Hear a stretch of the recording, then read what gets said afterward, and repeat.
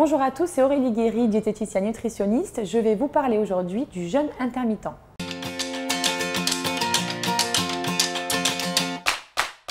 Alors le jeûne intermittent il est considéré comme un régime alimentaire qui alterne en fait des périodes de jeûne et des périodes d'alimentation. Les objectifs principaux du jeûne intermittent en fait c'est la perte de poids mais aussi l'amélioration de la santé cardiovasculaire. Alors en pratique comment ça se passe? Déjà il y a plusieurs façons de pratiquer le jeûne intermittent. Il y a le jeûne un jour sur deux, c'est-à-dire un jour de jeûne puis un jour d'alimentation normale. Mais selon certaines études, en fait, ça pourrait déstabiliser la glycémie. Il y a aussi le jeûne 2 jours par semaine non consécutif. Donc lors de ces 2 jours, en fait, soit on jeûne 24 heures, soit on consomme que 500 calories à peu près chaque jour de jeûne. Il y a aussi le jeûne partiel, c'est-à-dire le but c'est de consommer 25% à peu près des apports caloriques sur une journée.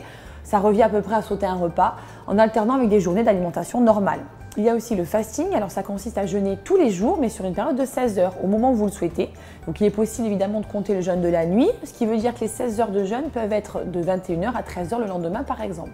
Alors c'est quoi jeûner? Jeûner ça consiste à ne manger aucun aliment mais il est autorisé de s'hydrater avec de l'eau, du thé, des infusions et des bouillons de légumes si besoin. Qu'est-ce qu'on mange les jours sans jeûne?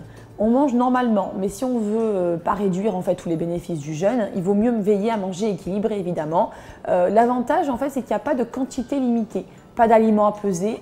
D'ailleurs il est recommandé de faire de bons repas complets pour éviter quand même tout manque de vitamines et de minéraux. On reste vraiment dans l'équilibre alimentaire les moments où on ne jeûne pas. C'est-à-dire des légumes à chaque repas, des protéines, des féculents, des fruits. On évite quand même de manger trop sucré, surtout les sucres raffinés, les boissons sucrées. En fait, ça pourrait carrément annuler les effets du jeûne en augmentant la sécrétion d'insuline. L'insuline, c'est l'hormone qui fait baisser le taux de glucose dans le sang. Et c'est vraiment l'inverse qu'on cherche en pratiquant le jeûne intermittent.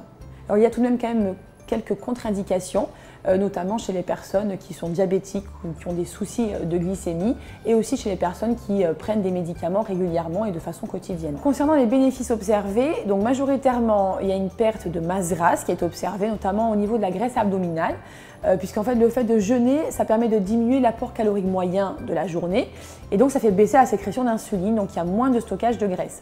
Et au niveau santé, on observe tout de même une amélioration du système cardiovasculaire et la baisse aussi des réactions inflammatoires et du stress oxydatif. Alors pour conclure, je dirais que l'avantage par rapport à d'autres régimes hypocaloriques, c'est que le jeûne intermittent, il est tout de même moins contraignant, plus souple et du coup plus facile à tenir sur le long terme.